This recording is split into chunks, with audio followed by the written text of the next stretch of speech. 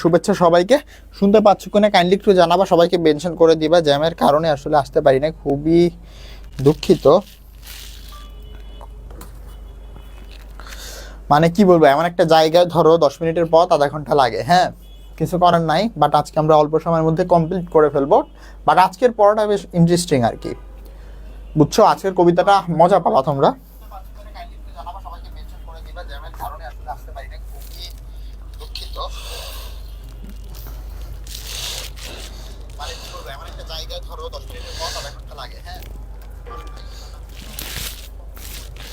আছি, ভালো আছি। ওয়ালাইকুম আসসালাম। তোমরা কেমন আছো? জীবনে প্রথম নদী ক্লাসে আসছে। আচ্ছা ঠিক আছে নদী, কোনো সমস্যা নাই। আমরা 1-2 মিনিট অপেক্ষা করি, আমরা 1-2 মিনিট অপেক্ষা করি, ঠিক আছে? 1-2 মিনিট আমরা অপেক্ষা করতে পারি। সবাই যুক্ত হলে আমরা ক্লাসটা শুরু করব। আজকে ঋতু বর্ণন পড়াবো, যেটা আসলে একটু ইন্টারেস্টিং আছে, একটু কঠিন লাগে অনেকের কাছে, বাট সহজ লাগবে আশা করি। হ্যাঁ, সহজ লাগবে এই বিশ্বাস নিয়ে আমরা ক্লাস শুরু করব। সবাই যুক্ত হয়ে যাও, সবাইকে মেনশন করো, ঠিক আছে?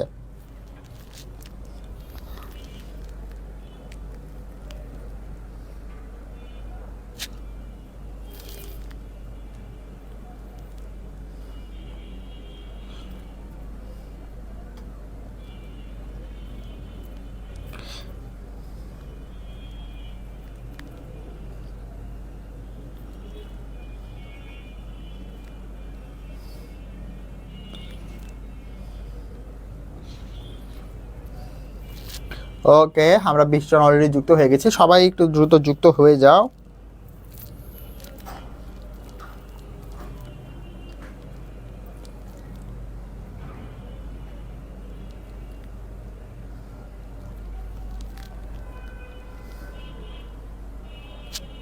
চব্বিশ জন।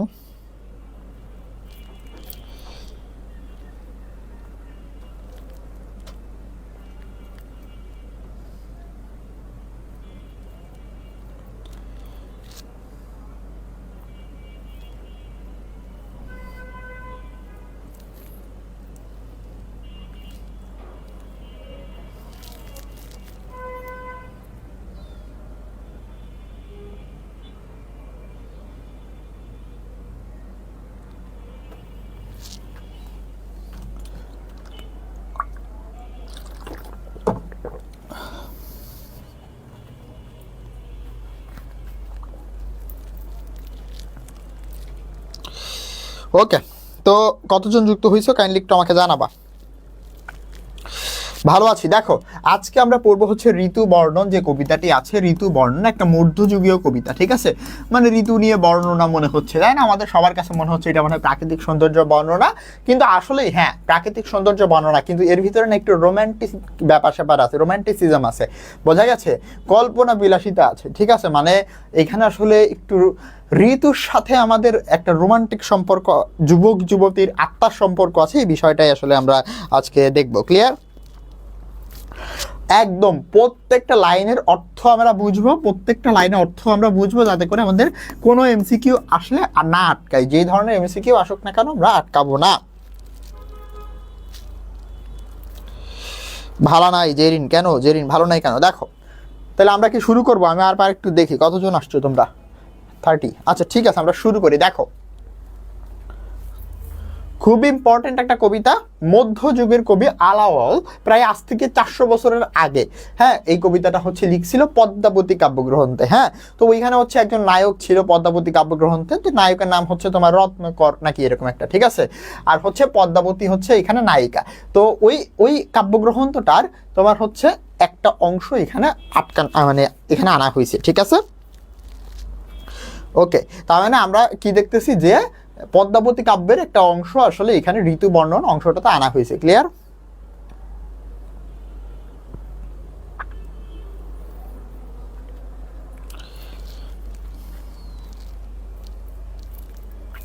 ওকে, তাহলে প্রথমে আমরা একটু দেখি, পদ্মাবতী নিজেই হচ্ছে নায়িকা, আরেকটা হচ্ছে রত্ন সেন, রত্ন সেন, ঠিক আছে? আরেকটা হচ্ছে পদ্মাবতী। তো রত্নসেন অনেক কাহিনী টাহিনী করে হচ্ছে পদ্মাবতীকে শেষে বিয়ে করতে পারছিল, মানে এইটা একটা রোমান্টিক ব্যাপার স্যাপার, বুঝতে পারতেছো। তারপরে আমরা আসলে এখানে কোথায় ফোকাস করব, কবিতাটাতে ফোকাস করব। ঋতুবর্ণন মধ্যযুগের একটা কবিতা, এইটার ভাষাটা একটু কঠিন, এইটার ভাষাটা একটু কঠিন। না বাড়ি যাওয়ার তো সময় সুযোগ নাই, তোমাদেরকে পড়াই না, তোমাদের থেকেও অ্যাডমিশন ব্যাচ স্টুডেন্টদের ক্ষেত্রে আরো দায়বদ্ধতা বেশি থাকে, বোঝো নাই? শোনো সবাই, একটা জিনিস মনে রাখবা, এইটা অনেকের মনে হইতে পারে খুব কঠিন, কিন্তু আসলে মূল কথাটা খুব সহজ। কিন্তু ভাষাগুলো না 500 বছর আগে বাংলা ভাষাটা কেমন ছিল সেই ভাষায় আসলে লেখা, যার কারণে আমাদের বুঝতে গেলে একটু কঠিন হইতে পারে। সো এইটা নিয়ে আসলে বেশি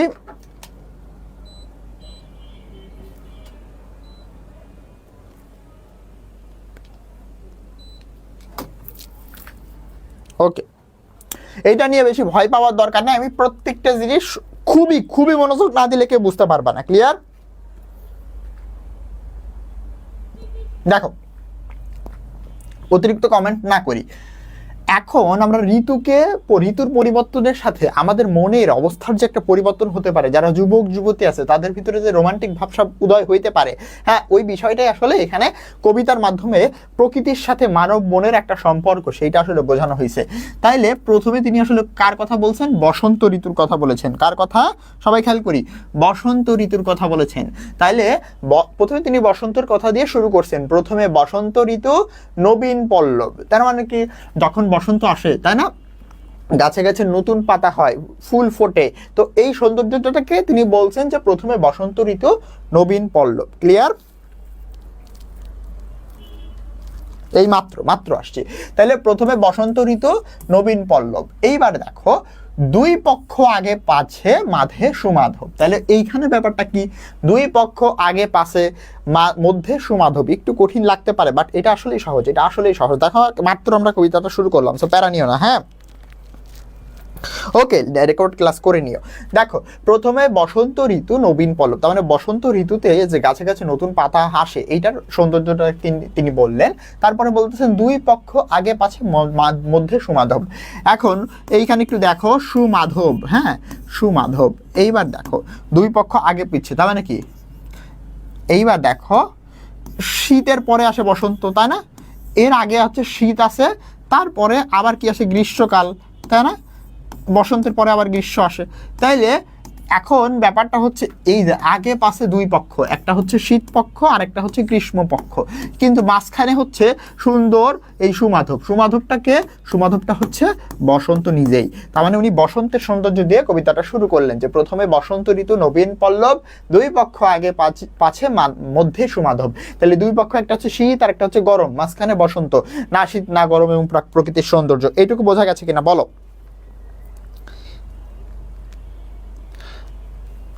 এইটুকু কি বোঝা গিয়েছে? প্রথমে বসন্ত ঋতু নবীন পল্লব, দুই পক্ষ আগে পাচ্ছে মধ্যে সুমাধব, এই দুইটা লাইন বোঝা গেলে সবাই প্লিজ একটু আমাকে রেসপন্স করো যে ওকে ভাইয়া বুঝতে পারছি অথবা বুঝতে পারি নাই। ক্লিয়ার? হ্যাঁ, বোর্ড এক্সাম পর্যন্ত থাকবে, একদম পুরো 27 ব্যাচের বোর্ড এক্সাম পর্যন্ত এই ক্লাসগুলো থাকবে। ক্লিয়ার?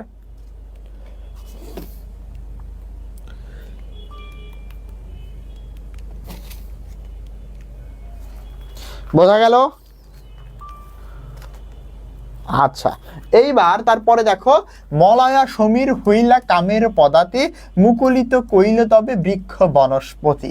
দেখো এইখানে একটু আমাদের বোঝার দরকার আছে, মলয়া সমীর আসলে কি? মলয়া সমীর হচ্ছে বসন্তের স্নিগ্ধ বাতাস, ঠিক আছে? বসন্তের মানে বসন্তের বলি না, এটা দক্ষিণা বলতে পারি, দক্ষিণা বাতাস হইলা কামের পদাতি। কাম মানে আসলে এই যে রোমান্টিক একটা ভালোবাসা, তাই না? ভালোবাসা। তাইলে এইখানে উনি এমন একটা বিষয় বোঝাচ্ছে যে মলয়া সমীর, তার মানে দক্ষিণ দিকের বাতাস যে বসন্তকালে আসে, সেই বাতাস যেন তাদের মনে হইলা মানে আসলে তৈরি করে কি? কামের পদাতি, মানে ভালোবাসার একটা আকাঙ্ক্ষা, ঠিক আছে? তারপরে এই যে যুবক যুবতীদের মধ্যে যে একটা ভালোবাসা, তাদের যে একটা রোমান্টিক ফিল হওয়া, ওইটাই বলতেছে যে এই বসন্তের সময় নতুন পাতা ঝরে এবং আগে পাচ্ছে শীত এবং গরম। এবং তারপরে বলতেছে এই যে দক্ষিণের যে সমীর মানে বাতাস, আর মলয়া মানে দক্ষিণের মিষ্টি বাতাস, দক্ষিণের মিষ্টি বাতাস আসলে কামের উদ্রেক করে, ভালোবাসা বা এই ধরনের রোমান্টিক ব্যাপার স্যাপার এটার উদ্রেক করে। বোঝা গেছে? না, এটা পড়ানো হয় নাই নদী। এর পরের লাইনটা দেখো, এগুলো একটু কঠিন আছে। মুকুলিত কইল তবে বৃক্ষ বনস্পতি। তার মানে কি, এই যে বনস্পতি হচ্ছে এক ধরনের ঔষধি বৃক্ষ, ঠিক আছে, যেটা হচ্ছে মুকুলিত হইল, মানে মুকুলিত হইল, তার মানে বসন্তে হচ্ছে এই বনস্পতি এক ধরনের গাছ, যেই গাছের হচ্ছে তোমার হচ্ছে ফল হয় কিন্তু ফুল হয় না, এরকম একটা ব্যাপার। তাইলে এই বনস্পতি গাছে কি হয়, মুকুল হয়, ঠিক আছে, এইটাই আর কি। বোঝা যায়? একটু কঠিন লাগে নাকি এটা, বলো তোমাদের কমেন্ট একটু দেখি, একটু জানান দাও।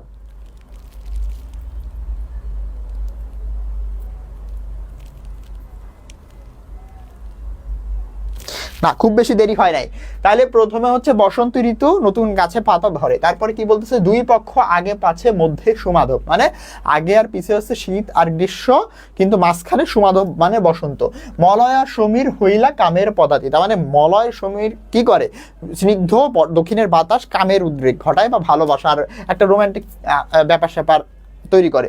মুকুলিত কইল তবে বৃক্ষ বনস্পতি, কইল মানে আসলে কহিল, কিন্তু এইটা এখানে অর্থ হচ্ছে যে মুকুলিত হইল, ঠিক আছে, এনে হইল হওয়া উচিত। তাইলে বনস্পতি যে গাছ রয়েছে সেই গাছ আসলে মুকুলিত হইল, ক্লিয়ার, ফুল হয় ফল হয় না, এরকম কিছু একটা। যাই হোক, কুসুমিত কিংসুক সঘন বনলাল, একটু কঠিন লাগবে বাট এগুলো আসলেই সহজ।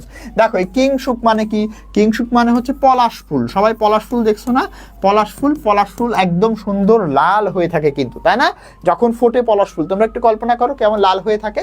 তাহলে কুসুমিত কিংসুক মানে কি, পলাশ গাছে যখন ফুল ফোটে সেইটা হচ্ছে সঘন বনলাল, তার মানে কি বনের একদম পুরো লাল করে তোলে, একদম সুন্দর একটা লাল ভাইব দেয়। পুষ্পিত সুরঙ্গ মল্লী লবঙ্গ গুলাল, তাহলে এইখানে দেখো পুষ্পিত সুরঙ্গ মল্লী, এই মল্লী মানে আসলে হচ্ছে তোমার ফুল, এবং পুষ্পিত সুরঙ্গ এই যে লবঙ্গ আরেকটা ফুল, আর এই গুলাল মানে আসলে আবির, হ্যাঁ, আবিরের রংটা তোমরা সবাই দেখে থাকবা, আবির। তাইলে মূলত পুষ্পিত যে সুরঙ্গ, এটা আরেকটা ফুল বোঝাচ্ছে যেটা লাল রং, মল্লী লবঙ্গ যেটা আমরা মশলা হিসেবে খাই, এটা কিন্তু যখন কাঁচা থাকে তখন কিন্তু এটা লাল আকারে থাকে, ক্লিয়ার। লাইনটা আবার বুঝান, কোন লাইনটা? কামের পদাতি কি, কামের পদাতি হচ্ছে ভালোবাসার জন্য একটা রোমান্টিক ফিল তৈরি করে দেয় দক্ষিণের। মনে করো যে তুমি তোমার হচ্ছে প্রেমিক প্রেমিকা দুইজন আছে, কপতি, হ্যাঁ, সুন্দর একটা বাতাস আসতেছে, তো তখন আসলে তাদের ভিতরে যে একটা রোমান্টিক ফিল উৎপন্ন হয়, এইটা বুঝছো? একটু কঠিন আছে আবার সহজ আছে, ঠিক আছে, একটু কঠিন আছে আবার সহজও আছে, বোঝা গেছে? দেখো, তার মানে এই যে লাল লাল সবকিছু ফুলগুলো, হ্যাঁ, তারপরে মল্লী, তারপর হচ্ছে সুরঙ্গ, পুষ্পিত সুরঙ্গ মল্লী লবঙ্গ গুলাল, তার মানে কি এখানে এই গুলাল মানে হচ্ছে আবির, তাইলে এই সবগুলো মিলিয়ে যেন লাল একটা আভা তৈরি করে। ভ্রমরের ঝংকার কোকিল কলরব, মানে ভ্রমরের যে গুনগুন আওয়াজ আর কি, হ্যাঁ, সাউন্ড, এবং কোকিলের কলরব মানে কি ডাকাডাকি, হ্যাঁ, শুনিতে যুবক মনে জাগে অনুভব, তার মানে কি যারা হচ্ছে যুবক, যারা হচ্ছে কেবলমাত্র যৌবনে পদার্পণ করেছে, তারা যখন এই যে বসন্তের কোকিলের ডাক শোনে, ভ্রমরের যে গুনগুন শব্দ শোনে, এইগুলো শুনে আসলে তাদের মনে একটা ভাইব জাগে, তাদের মনে একটা অনুভবের তৈরি হয়, ঠিক আছে। নানা পুষ্প মালা গলে বড় হরষিত, বিচিত্র বসন অঙ্গে চন্দন চর্চিত, একটু বুঝতে হবে। দেখো, এগুলো মধ্যযুগের ভাষা, তো একটু কঠিন আছে ভাইয়া, হ্যাঁ। মল্লী মানে বেলি ফুল, হ্যাঁ, বেলি ফুল, ঠিক আছে। পুষ্পিত সুরঙ্গ মল্লী মানে বেলি ফুল, ঠিক আছে।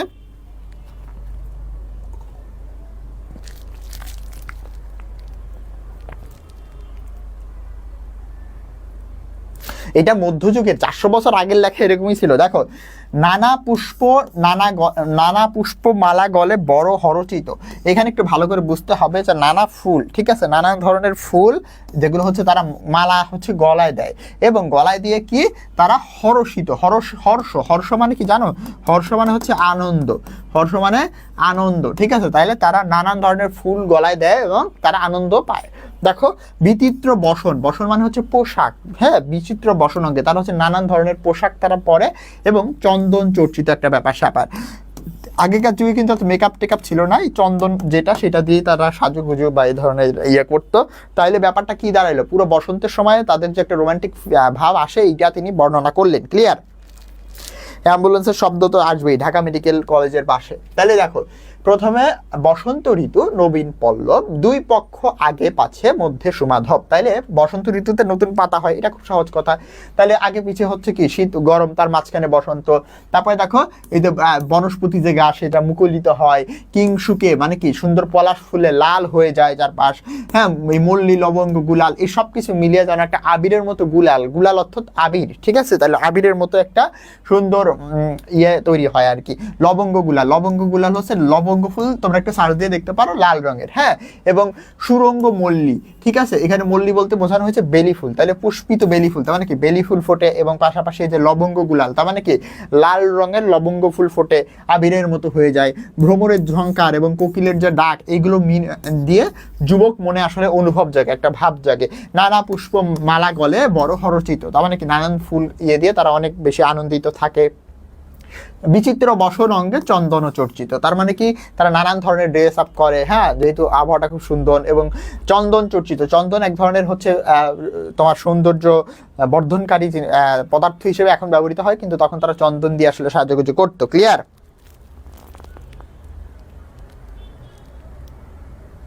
হিপনোটাইজ দ্য অ্যাডোলেসেন্স, আশাদায়ক ঋতু বর্ণন, এইটা আসলে ওই রকম ঋতু বর্ণনই। দেখো দেখো এরপরে কি বলছে, নিদাগ। নিদাগ মানে কি?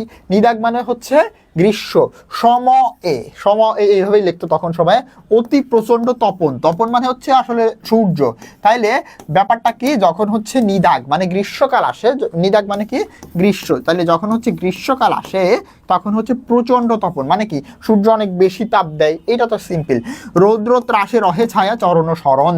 আচ্ছা, মনে করো আমরা যখন প্রচুর রোদ থাকে তখন কিন্তু ছায়াকে তুমি খুঁজে পাবা না, পায়ের তলায় যেন চলে গেছে। তাহলে তুমি যখন দাঁড়িয়ে থাকবে নিজের ছায়াটা তুমি কিন্তু পাবা না, তখন হিউজ অ্যামাউন্ট অফ তুমি হচ্ছে সূর্যের আলো পাবা।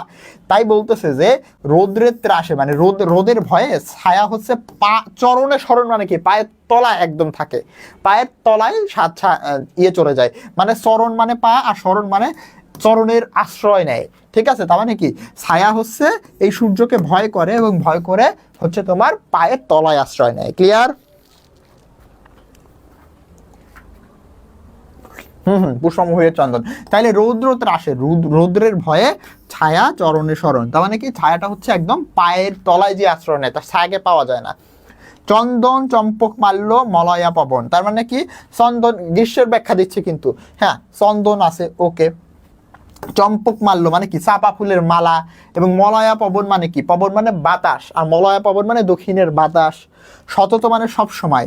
দম্পতি সঙ্গে ব্যাপিত মদন, তার মানে কি এই যে চন্দন, এই যে তোমার হচ্ছে চাপা ফুলের মালা বা দক্ষিণের পবন, এই সব কিছু আসলে সব কিছু যেন সব সময় যেন এই যে সৌন্দর্যগুলা, প্রচন্ড গরম এটা ঠিক আছে, বাট চন্দন, চাপা ফুলের মালা, মলয়া পবন বা দক্ষিণের বাতাস এগুলো যেন সব সময় দম্পতির সাথে আসলে ব্যাপিত মদন। মদন আসলে এখানে প্রেমের দেবতা, ঠিক আছে।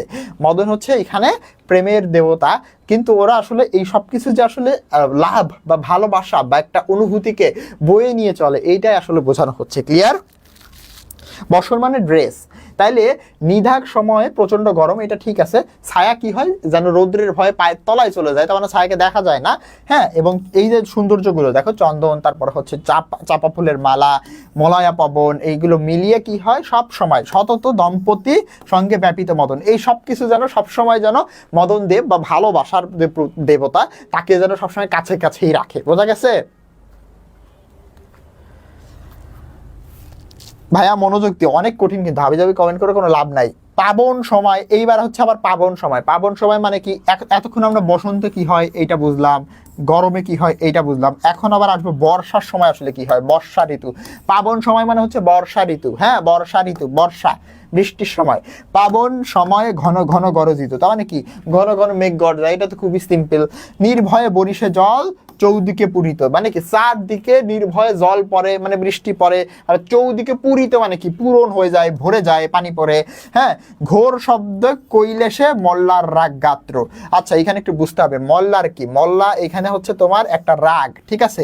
রাগ মানে হচ্ছে তোমার এক ধরনের সঙ্গীত যেটার ভিতরে গাম্ভীর্য থাকে, ঠিক আছে। রাগ মানে এক ধরনের সঙ্গীত যেটা হচ্ছে গম্ভীর সঙ্গীত, ঠিক আছে, ভয়ঙ্কর গম্ভীর সঙ্গীত। তাইলে তিনি বলতেছে যে ঘোর শব্দে, মানে এই বর্ষার ঋতুতে ঘোর শব্দটা যে হয়, এবং কৈলাস হচ্ছে একটা পাহাড়ের উঁচু শৃঙ্গ এভারেস্টের, তাইলে এই কৈলাস শৃঙ্গে মল্লার রাগ গাত্র, তার মানে কি এই যে তোমার মেঘ ডাকা, এইটাকে তিনি এই ধরনের সঙ্গীত অর্থাৎ মল্লার রাগ এই ধরনের সঙ্গীতের সাথে তুলনা করেছেন। এক কথায় বর্ষার সময় যে মেঘ ডাকে এবং চারিদিকে পানি, এইটাই তিনি কিন্তু বুঝাইতে চাইছেন। ক্লিয়ার?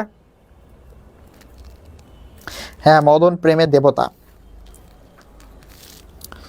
তাইলে এখানে ব্যাপারটা হচ্ছে সতত দম্পতি সঙ্গে ব্যাপিত মদন, মানে সব সময় দম্পতির সাথে চন্দন, চাপা ফুলের মালা, বাতাস, এগুলোর দ্বারাই যেন মদন দেবের উপস্থিতি আমরা টের পাই। ক্লিয়ার?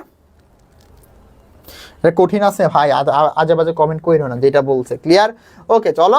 দাদুরি শিখনি রব অতি মনোভাত্র, কীটকুল রব মুনি ঝঙ্কার ঝঙ্কারে। তাইলে দেখো এইখানে ব্যাপারটা হচ্ছে দাদুরি মানে কি, দাদুরি মানে হচ্ছে মেয়ে ব্যাং আর কি, ব্যাং, ঠিক আছে, ব্যাং, বর্ষার সময় ব্যাং ডাকে না, এই ব্যাং। শিখনি মানে হচ্ছে তোমার ময়ূর, ময়ূর, ঠিক আছে। রব অতি মনোভাত্র মানে কি, রব মানে হচ্ছে ডাকাডাকি, তাইলে ব্যাঙের ডাকাডাকি আর হচ্ছে তোমার ময়ূরের ডাকাডাকি, এগুলো মনকে অনেক ভারী করে তোলে বা মনে আসলে দোলা দেয়। কীটকুল রব মানে কি আরো অনেক তোমার হচ্ছে যে কীট পতঙ্গের ডাকাডাকি। পুনি ঝঙ্কারে ঝঙ্কারে, পুনি মানে কি বারবার, পুনি মানে হচ্ছে বারবার, ঠিক আছে, পুনি মানে বারবার, ঝঙ্কারে ঝঙ্কারে শুনিতে যুবক চিত্ত, মানে যুবকের মন হরষিত ডরে, তার মানে কি অনেক সময় আবার মানে ভয়ও পায় যে কিসের ডাক, অজানা কিছু ডাক রাত্রের বেলায় হইতে পারে, বর্ষার সময় ডাকাডাকি করে। একদিকে তারা হচ্ছে আনন্দও পায়, আবার কিন্তু অজানা একটা ভয়ও তাদের ভিতরে কাজ করে। তাইলে কি এই দাদুরি মানে হচ্ছে ব্যাং, এবং এদিকে হচ্ছে শিখনি হচ্ছে ময়ূর, এগুলোর ডাকে, বর্ষাকালে ময়ূর ডাকে, ব্যাং ডাকে, তাই না, সেগুলো মনে যেন একটা ভাই উৎপন্ন করে। এবং কীটকুলের রব মানে প্রচুর পরিমাণে কীট পতঙ্গের ডাক তখন শোনা যায়, ঝঙ্কারগুলো, সেই ঝঙ্কার শুনে যুবক চিত্ত হরষিত ডরে, তারপরে ভয় আর আনন্দ যেন একসাথে মিলেমিশে যায়। ক্লিয়ার? হ্যাঁ, মাদি ব্যাং, মাদি ব্যাং মানে মেয়ে ব্যাং আর কি, বোঝা গেছে? 17 লাইন না, তুমি লাইনটা একটু কাইন্ডলি আবার বলো। হ্যাঁ, ওকে। তারপরে দেখো, প্রথম থেকে আরেকবার বলবো, অসুবিধা নাই, সামারি সব বলবো। আইলো শারদ ঋতু নির্মল আকাশে, এখন আবার শরৎ ঋতুর কথা তিনি বর্ণনা করবে। শরৎ ঋতু, ঠিক আছে, শরৎ ঋতু। হ্যাঁ, দোলায়ে চামর কেশ কুসুম বিকাশে।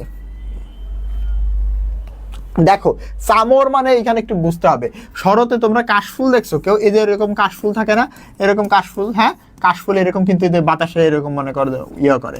হ্যাঁ, তো এইটাকে আসলে তিনি তুলনা করছেন কার সাথে জানো, গরুর লেজের সাথে। কাশফুলকে তিনি তুলনা করছেন গরুর লেজের সাথে। কি একটা হাস্যকর ব্যাপার, চামর লেজ মানে ওইটাই, চামর কেশ মানে গরুর যে পিছনে থাকে লেজ, একটু চুল থাকে, ওই লেজের হচ্ছে চুলের সাথে তুলনা করছে। যে শরৎকালে কুসুম মানে যে ফুলগুলো, বিশেষ করে কাশফুল, সেই কাশফুলগুলো কিছুটা গরুর লেজের মতো দেখতে তিনি কল্পনা করছেন। তাইলে আইলো শারদ ঋতু নির্মল আকাশে, তাহলে যখন শরৎ ঋতুটা আসে আকাশটা হচ্ছে নির্মল থাকে, এবং দোলায় মানে দোলায় কি দোলায়, চামর কেশ কুসুম বিকাশে মানে ফুল, কাশফুলগুলো যেন এই গরুর লেজের মতো সুন্দর দেখা যায়। ক্লিয়ার? হ্যাঁ, কাশফুল অর্থে ব্যবহার করা হয়েছে এখানে, একদম কারেক্ট। নদী, দেখো নবীন খঞ্জন দেখি বড়হি কৌতুক, খঞ্জন হচ্ছে এক ধরনের পাখি, তখন এই শরৎকালে তাদেরকে দেখা যায়, এবং এগুলো দেখে যারা যুবক যুবতী তারা কৌতুকে পড়ে যায়। উপজিত যামিনী দম্পিত মনের সুখ। তাহলে দেখো এই যে যামিনী মানে কি, এই যে শরতের যে রাত, শরৎকালে যে রাত, এটা হচ্ছে দম্পতি যারা আছে আর কি, স্বামী স্ত্রী। হ্যাঁ, উপজিত মানে উৎপন্ন করে, উপজিত মানে কি তৈরি করা, তৈরি করা, কি তৈরি করে, মনে সুখ তৈরি করে। হ্যাঁ, প্রবেশে হেমন্ত ঋতুর শীত অতি যায়। আচ্ছা, এইটুকু এখন শীতেরটার পরে আসতেছি, তাহলে এইটুকু আগে বুঝতে হবে শরৎকালে আসলে কি কি আসে, বুঝছো? আইলো শারদ ঋতু নির্মল আকাশ, হ্যাঁ, গরুর কেশের মতো সুন্দর হচ্ছে তোমার কি থাকে, ওইটার কি বলে, কাশফুল। নবীন খঞ্জন পাখির ডাক দেখে তারা, এবং শোনে তাকে, এবং দেখে বড় কৌতুক তাদের জাগে, বড়হি কৌতুক। উপজিত দম্পতির মনে সুখ উপজিত হয় যখন রাত্রটা হয়, শরতের রাত্র, সুন্দর আকাশ, তারা দেখা যায়, তাই না? সব সামারি করে দেবো, সব সামারি করে দেবো, একটু কঠিন আছে। প্রবেশে হেমন্ত ঋতু শীত অতি যায়, তার মানে কি, যখন হেমন্ত ঋতুটা আসে, এরপরে শীতে, শরতের পরে হচ্ছে হেমন্ত। হ্যাঁ, হেমন্ত, তাইলে হেমন্ত যখন আসে তখন কিন্তু অলরেডি শীত পড়ে যায়। প্রবেশে হেমন্ত ঋতু, যখন হেমন্ত ঋতু শুরু হয় তখন শীত পড়ে যায়। পুষ্পতুল্য তাম্বুল অধিক সুখ হয়। তাম্বুল মানে হচ্ছে পান। তার মতে শীতকালে দম্পতিরা পান খেতে খুব পছন্দ করে, বা ওই সময় পানটা হয়তো নতুন ওঠে, এরকম কিছু একটা। তাহলে তাম্বুল মানে হচ্ছে পান। তাহলে পুষ্পতুল্য ফুলের মতো পান অধিক সুখ হয়, তার মানে পান খাইতে খুব পছন্দ করে তারা শীতের শুরুতে, অর্থাৎ হেমন্তের শুরুতে। শীতের তরাসে রবি তুরিতে লুকায়, তার মানে তরাস মানে ওই যে ত্রাস মানে ভয়, তাহলে শীতের ভয়। রবি মানে কি সূর্য, সূর্য কোথায় লুকায়, লুকায় যায় এই তো দীর্ঘ সুখ নিশি পলকে পোহাত্র, তার মানে অতি দীর্ঘ সুখ মানে কি শীতের রাতে দম্পতিরা, উনি বলতেছে যে শীতের রাতটা দম্পতিদের জন্য অতি সুখের, বা এই যে অতি সুখের যে তোমার হচ্ছে রাত, এই রাতটা হচ্ছে পলকে পোহাত্র, মানে কি খুব পলকেই শেষ হয়ে যায়। হ্যাঁ, যে দম্পতিদের কাছে তো হচ্ছে শীতের রাত অতি দীর্ঘ সুখের, কিন্তু সেটা কিন্তু আসলে তোমার কি হচ্ছে পলকেই পোহায়া যাইতেছে।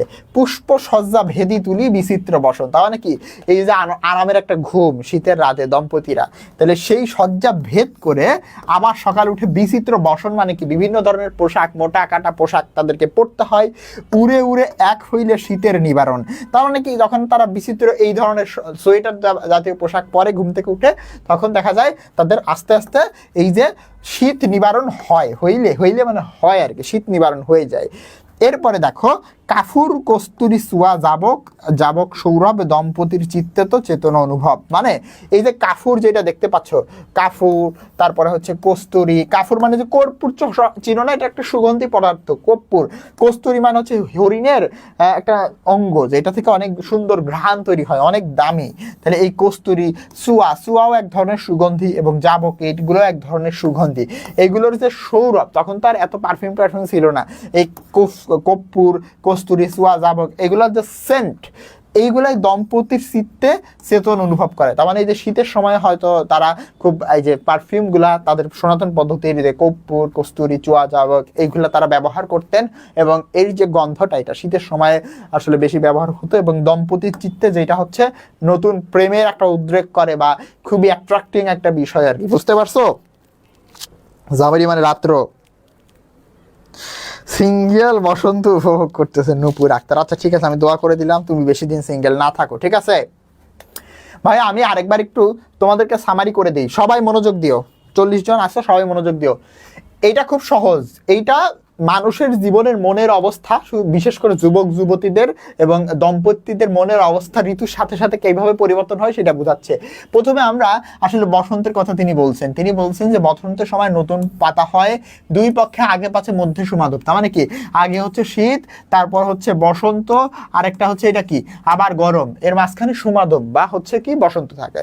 মলয়া সমীর হইলা কামের পদাতি, তার মানে কি এই যে দক্ষিণ দিকের যে বাতাস বসন্তে আসে, এই মিষ্টি বাতাস আসলে কামের উদ্রেক বা ভালোবাসার উদ্রেক করে। ক্লিয়ার? মুকুলিত কইলে তবে বৃক্ষ বনস্পতি, তাইলে বৃক্ষ বনস্পতি তিনি আসলে মুকুলিত হয় হ্যাঁ এই সময়। কুসুমিত কিংসুক সঘন বনলাল, তার মানে কি এই যে কিংসুক বা পলাশ এই সময় ফোটে এবং বনকে লাল করে তোলে, একদম ঘন, একদম ফাঁকা কিন্তু থাকে না, পুরো ঘন লাল আগুনের মতো লাগে। পুষ্পিত সুরঙ্গ মল্লী, তার মানে কি সুরঙ্গ মল্লী, তার মানে এখানে ব্যাপারটা হচ্ছে সুন্দর হচ্ছে যে বেলি ফুল সেইটা ফোটে, এবং পাশাপাশি দেখা যাচ্ছে লবঙ্গ গুলাল, তার মানে কি লবঙ্গের কাঁচা অবস্থায় যে লাল অবস্থা সেইটা সৌন্দর্যের কথা তিনি আবিরের সাথে তুলনা করলেন, গুলাল। ভ্রমরের ঝংকার আর কোকিলের ডাক, এগুলো আসলে যুবক মনে যখন শোনে তাদের মনে একটা ভাইব জাগে, ভাব জাগে, অনুভব জাগে। ক্লিয়ার? নানা পুষ্প মালা গলে বড় হরষিত, তখন হয়তো ছেলেরা মেয়েরা আসলে পুষ্পের মালা পরতো, হ্যাঁ, কারণ বসন্তে প্রচুর ফুল পাওয়া যায়, এবং তাদের মনে হচ্ছে তোমার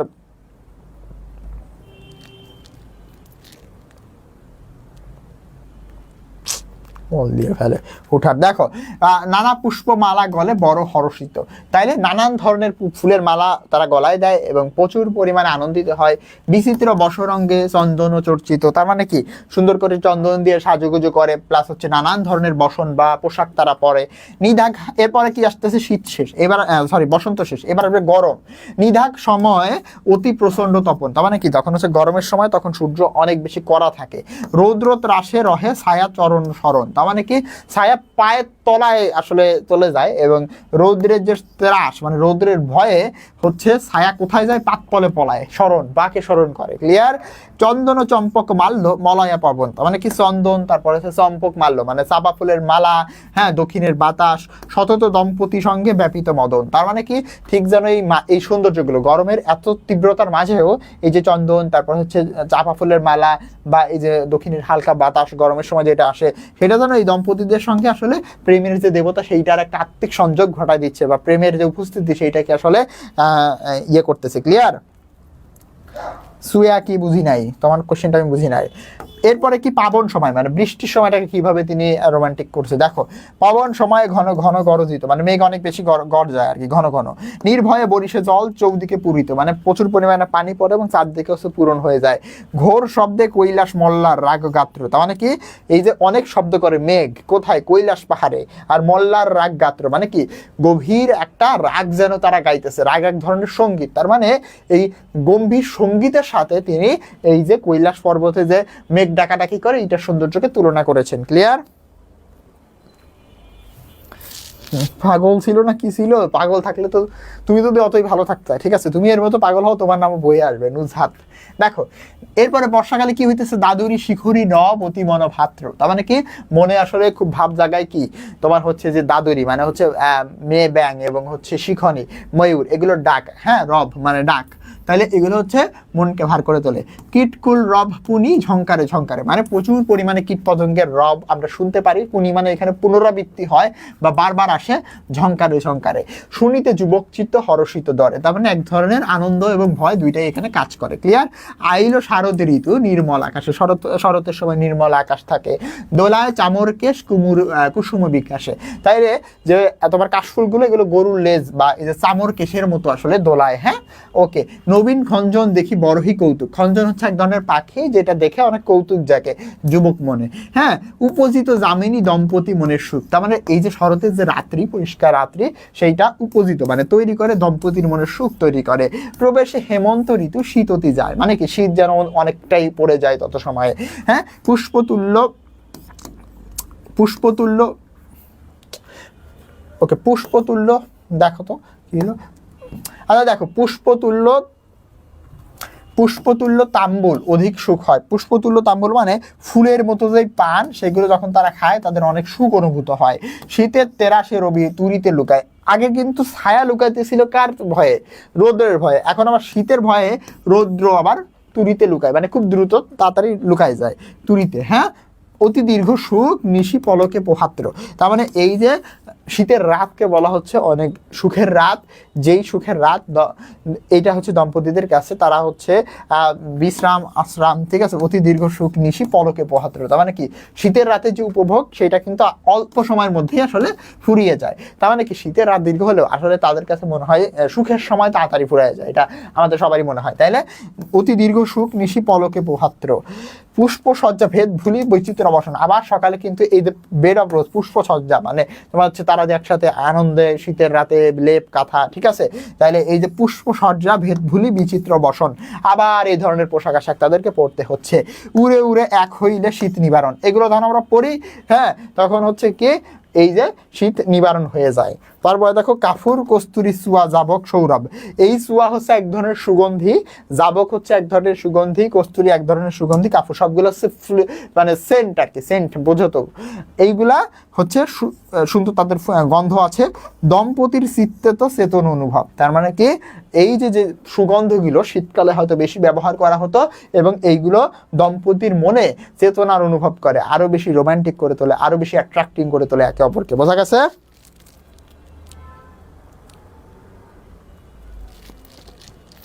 মল্লার রাগ মানে শিবের রাগ আমার জানা মতে, হ্যাঁ হইতে পারে, কিন্তু ওইখানে মল্লার বলতে আসলে একদম গম্ভীর রাগ, রাগ এটা এখানে সঙ্গীত হিসেবে বোঝানো হয়েছে, বুঝছো?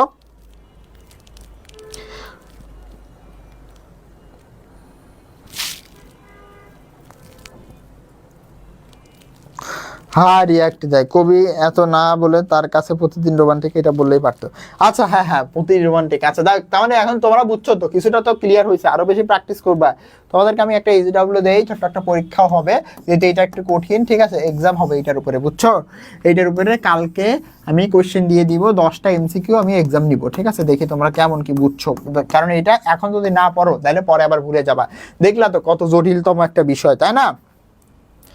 না তোমাদেরকে শিমু যখন আমি সামারি করব তখন 2x-এই করব, এটা স্বাভাবিক, তাই না? তোরা সে মানে ভয়ে ভয়ে, ক্লিয়ার হয়েছে না? বুঝছো না তোমরা কোনো অংশে কি অবুঝা আছো বলো?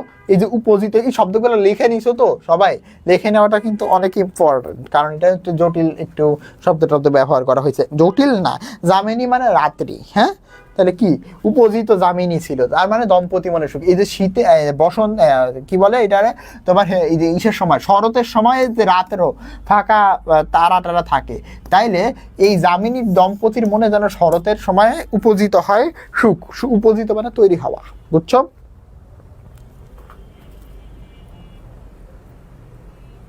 গুড মুসলিমা, একটু একটু বুঝছো, আরেকবার দেখো, আমি তো 2বার পড়াই দিলাম এটা, হ্যাঁ? তাইলে আমি কিন্তু সবাইকে এটা এইচডব্লিউ দিচ্ছি, এবং পরবর্তী দিনে 10টা এমসিকিউ পরীক্ষা হবে। আমি তোমাকে বলে রাখি, এর মধ্যে 3টা বহুপদী থাকবে, উচ্চতর দক্ষতা 2টা থাকবে, হ্যাঁ, অনুধাবন থাকবে 2টা, আর জ্ঞানমূলক থাকবে 3টা। আমি এটা ফাঁস করে দিলাম, ঠিক আছে?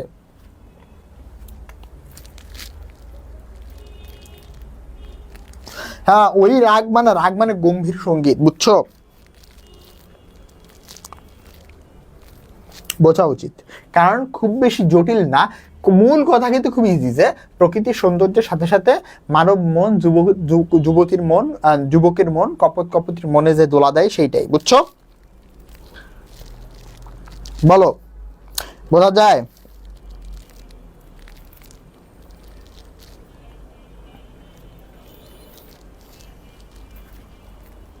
হ্যাঁ, এই কবিতার পরীক্ষা কি বলছে? স্বপ্নগুলো সুন্দর, আমি পাবনা যাবো, এই কবিতা। সুয়াটা বলো। সুয়া হচ্ছে এক ধরনের তোমার মানে মানে সুগন্ধি, কস্তুরী হচ্ছে হরিণের নিচে পাওয়া যায়, বুঝছো? কাফুর হচ্ছে কর্পূর, এটা হচ্ছে এক ধরনের বেনজিন জাতীয় যৌগ। সুয়া, সুয়া হচ্ছে কিছুটা ইসের চন্দনের গন্ধ আছে না, ওই রকম, বুঝছো? এখন এমসিকিউ সিকিউ বলে সব ক্লিয়ার। আগে এইটা পড়ে নিও ভাই, আগে 2-3 বার এটা পড়ে নিও।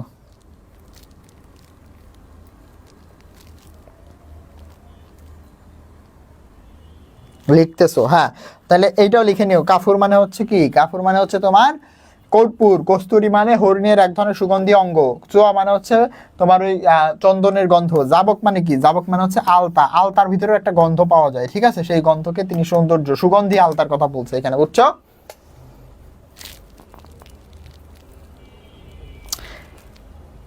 ভাবনা নিয়ে মজা করে, আচ্ছা যাই হোক, এইটা আমরা মজা টজা করলাম, অনেক কিছু পড়লাম, অনেক কিছু বুঝছো তো। এটা একটু রোমান্টিক কবিতা, ঠিক আছে?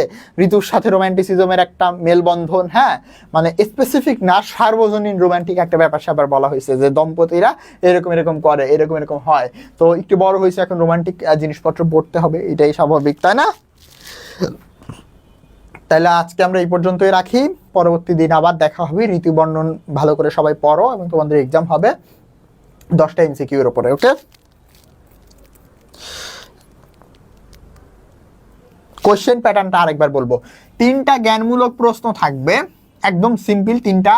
তারপর হচ্ছে 2টা হচ্ছে অনুধাবনমূলক প্রশ্ন, মানে একটু বোঝা, একটু বোঝা। 2টা থাকবে উচ্চতর দক্ষতা, বেশ বোঝা, এবং 3টা থাকবে হচ্ছে তোমার বহুপদী সমাপ্তি সূচক। পরীক্ষা হবে হচ্ছে গুগল ডক্সে, হ্যাঁ, ডকের মাধ্যমে পরীক্ষাগুলো নিব।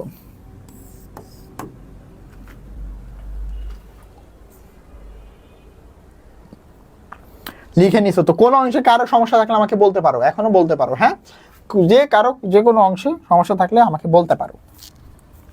পার্সোনালি সাজেশন থাকবে, 2-1 বার আরো দেখো তোমরা নিজেরা। আচ্ছা, ওয়ালাইকুম আসসালাম, সবাই ভালো থাকবে। ওকে, নেক্সট ক্লাসে আবার দেখা হবে। এইচডব্লিউ কোথায় দিবেন? এইচডব্লিউ তোমরা নিজেরা পড়বা, প্র্যাকটিস করবা, পরীক্ষা দিবা, কালকে দেখবো আমি তোমরা কেমন পারফরমেন্স করতেছো, এইটাই। কারণ কবিতাটা একটু কঠিন আছে তো, সবাই পড়া জরুরি, ইমিডিয়েটলি পড়া জরুরি, প্রত্যেকটা যে ব্যাপার স্যাপার একটু জটিল আছে, বুঝছো? তো আজকে এই পর্যন্তই।